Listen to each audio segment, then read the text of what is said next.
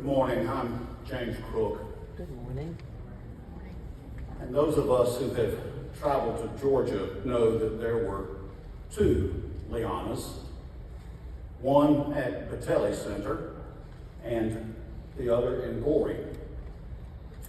And it is with a sad heart that I bring you news of the death of Liana at Tbilisi. She passed away a week ago today at age 81. She is survived by her husband Arnold, her son Irakli, and daughter Sophia. My heart goes out to them in their loss. Now, some of you might remember Liana from Tbilisi. She was here along with the other 15 or so Georgians a few years ago. Now, of course, both Lianas were here, so I'm not sure that helps you much. So think about the short, gray-haired Liana and the not quite so short, dark-haired Liana. In either case. Now, I met Liana Chopliani on my first trip to Tbilisi in 2014, I think it was. She was the director of the Tbilisi Elderly Home, one of the names this place has been called over the years. We came to refer to it as Tbilisi Center. It served also as a sort of like a hostel for traveling visitors and different pilgrim groups that came wandering through to visit Peace Cathedral and our friends. There we were housed, fed, sometimes nursed as needed, and generally welcomed to that fabulous place. Now, Liana was a medical doctor, OBGYN, brought a good number of babies into this world, who was forced to leave her home in Sukhumi, Abkhazia, during the 2008 Russian war with Georgia. The 2008 war is mostly unknown, or at least forgotten here in the West, but it is quite well remembered there in that part of the world.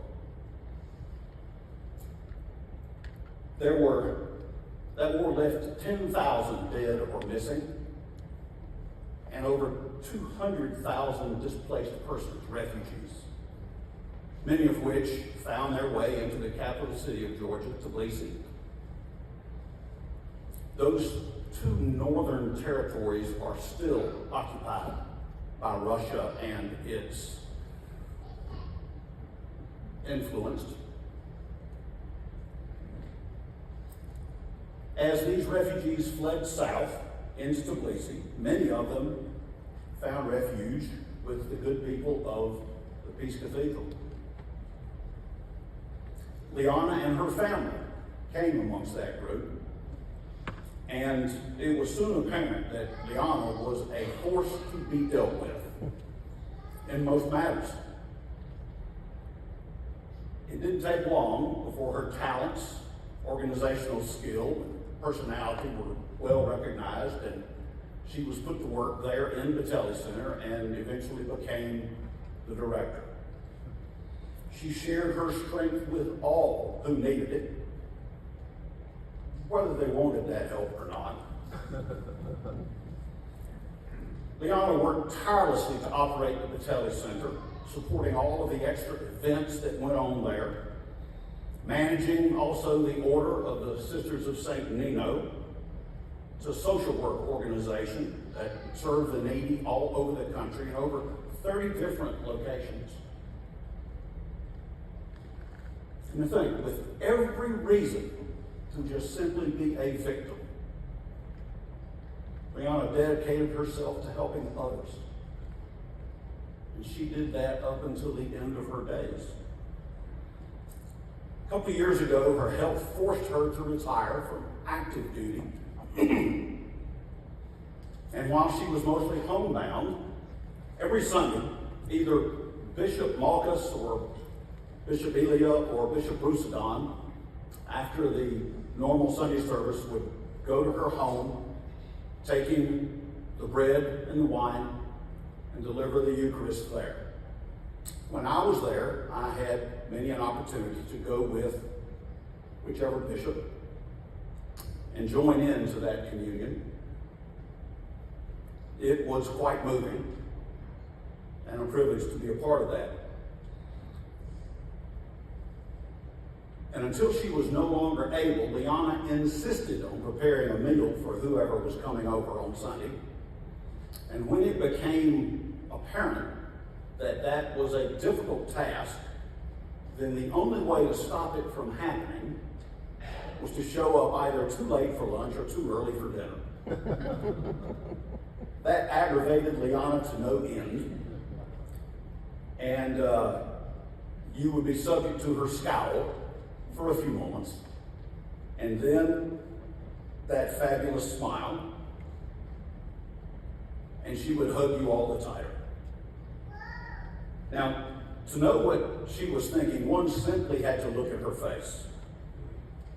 Her frown, that could trigger a tectonic event. And her smile, oh, that smile would light the room.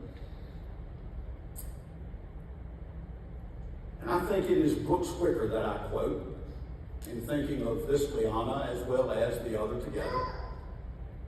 If you want your daughter to become a force for good in this world, name her Liana. And I deal with sometimes my grief with a little bit of poetry. After all, I am my mother's child. So I offer this one as a prayer for Liana and her family and all of us, all the world who will miss her existence here. My friend has moved on. She is not gone. She has simply moved on. She lives in my memories and in my heart. She sustains my belief in a firmness of faith. She upholds my understanding of commitment. She's not gone. She has simply moved on. She is not gone. Her work continues. She left a legacy of love through devotion to work, to caring for others, to freedom. She lives in the hearts of many whom she helped.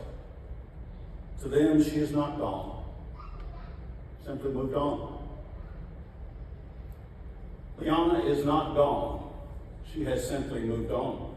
For many, language, ethnicity, nationality, or faith is a barrier. To my friend, that barrier never existed. Her love, even now, reaches across that last unknown.